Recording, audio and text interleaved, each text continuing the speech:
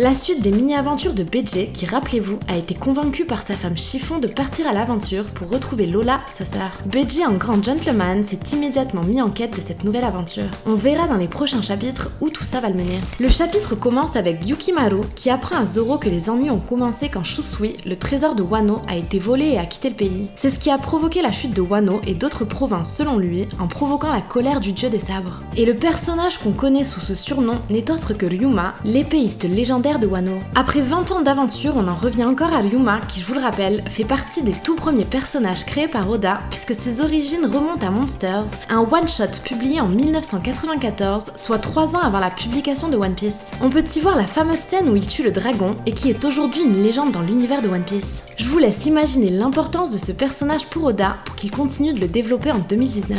On passe à Kawamatsu qui a de grandes chances d'être un homme poisson, encore plus vu la réaction de Zoro. Et pourtant les gens de Wano le voient comme un kappa. Ça s'explique simplement en se disant que Wano est un pays très fermé, ils n'ont vu que très peu d'autres races sur l'île, et les rares qui ont pu poser le pied sur Wano ont tout de suite été vus comme des créatures légendaires. Rappelez-vous, on s'est intéressé à King, Tenguyama et au Tengu dans une vidéo que je vous invite à aller voir. Et bien de la même façon que Kawamatsu est vu comme un kappa, mais est en fait un homme poisson, Tenguyama et King peuvent être perçus sur Wano d'une certaine façon, comme des Tengu tout simplement, mais pourraient être bel et bien des descendants des peuples de la Lune et des îles célestes. Tout n'est qu'une question d'appellation et de point de vue, même si le fait de vivre sur Wano dans certaines conditions a forcément dû impacter leur évolution. Le meilleur exemple est Chopper qui au début de One Piece se fait surnommer le Tanuki, alors qu'il est en fait un renne ayant mangé le fruit de l'humain. Oda est certainement en train d'utiliser exactement le même schéma pour Kawamatsu, King et Tenguyama. Je vous mets un petit sondage dans la vidéo car j'aimerais bien avoir votre avis sur la question. Et rappelez-vous cette théorie qu'on a sortie il y a maintenant 6 mois et qui disait que Chopper aurait un grand rôle dans la chute de Kaido. Ça en avait fait rire certains, et pourtant, plus les chapitres avancent, plus les éléments que j'avais avancés dans la vidéo se confirment. Les smiles tout d'abord, qui sont de plus en plus présentés comme un fardeau et non comme un avantage pour leurs utilisateurs. En plus d'être difficile à maîtriser, Tama peut désormais transformer les ennemis en alliés et renforcer les rangs de la rébellion de Wano.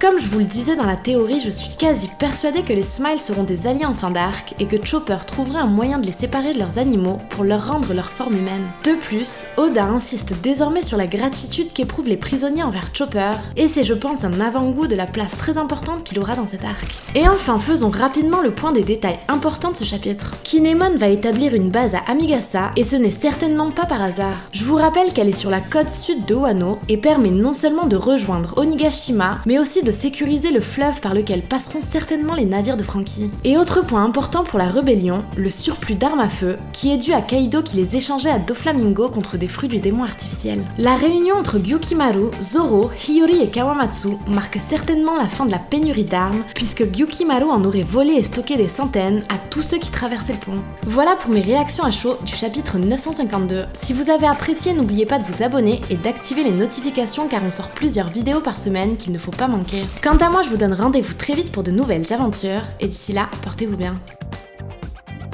A bientôt sur Albou Channel.